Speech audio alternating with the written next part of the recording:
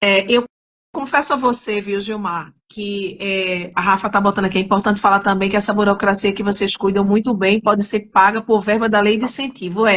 Isso era uma coisa que eu ia pedir, viu, Gilmar, depois para você falar sobre essa questão, né, do trabalho que a Zoom faz. Mas tem uma coisa que eu queria pontuar, sabe, Gilmar? E aí, assim, é por isso que eu brinco, viu, Gilmar, com vocês da Zoom, que o nosso casamento Qualiseg Zoom social foi perfeito, né? Em que sentido? Porque isso que você falou é uma realidade. Quando eu estou lá no campo, nas auditorias, quando eu estou trabalhando essa perspectiva de fatores externos, o que a gente mais escuta das empresas é exatamente isso. Ah, Jaciara, a gente até queria apoiar, mas a gente não conhece os projetos, não tem projeto aqui na região, não tem. E isso não é verdade. O que existe hoje ainda vamos dizer assim, existe uma grande distância entre as organizações sociais e os projetos que acontecem e efetivamente, né, aquilo que a Zoom faz. Então, eu acho que a Zoom constrói essas pontes, né?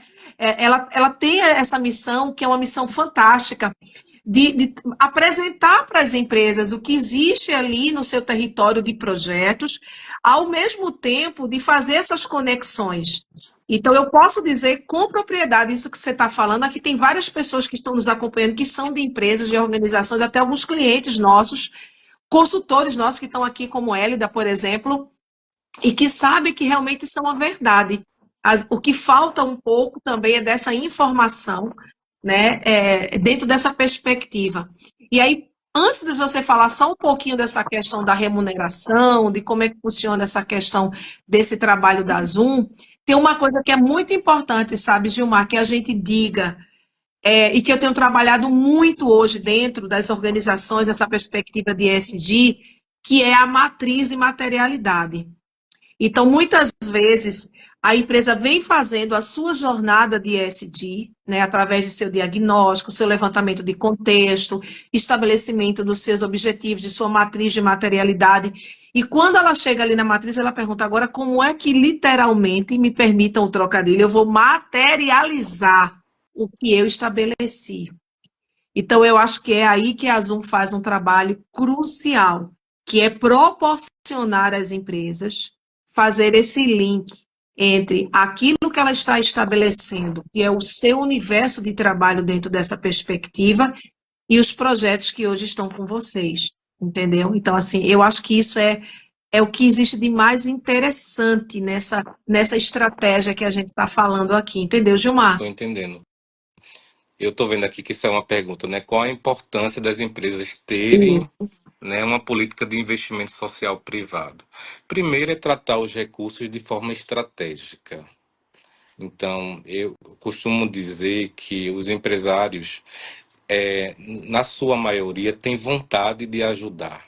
E muitas vezes, né, tem limitações para, né, para tirar sonhos do papel, tornar realidade. E os recursos incentivados permitem, de certo modo, às empresas ampliar sua capacidade de investimento e de forma estratégica, né, evidentemente, associada a esse conjunto de regramento e de pacto global. Por outro lado, existe ainda, eu diria assim, uma concentração de investimento social privado, que o nosso propósito também eu diria assim, furar essa bolha. Então, nos últimos 3 anos, né, o Rio e São Paulo captaram aproximadamente 3 bilhões para a Lei Rouanet. Nesse mesmo período, Pernambuco, que é o estado que mais se destaca aqui no Nordeste, captou 85 milhões. Quando a gente vai ver, né, a lei do esporte, foram destinados mais de 2 milhões nos últimos 3 anos, bilhões para a área de esporte. São Paulo e Rio sozinho, na região sudeste, na verdade, captaram para projetos educacionais de participação e de rendimento 1,4 bilhões. Enquanto o Nordeste, Centro-Oeste e Norte junto captaram apenas 240 milhões. Então, Pois é. quando a gente vai olhar né, o fundo do idoso, o Norte e o Nordeste sozinho captou 6% de tudo que foi destinado para projetos com pessoas idosas.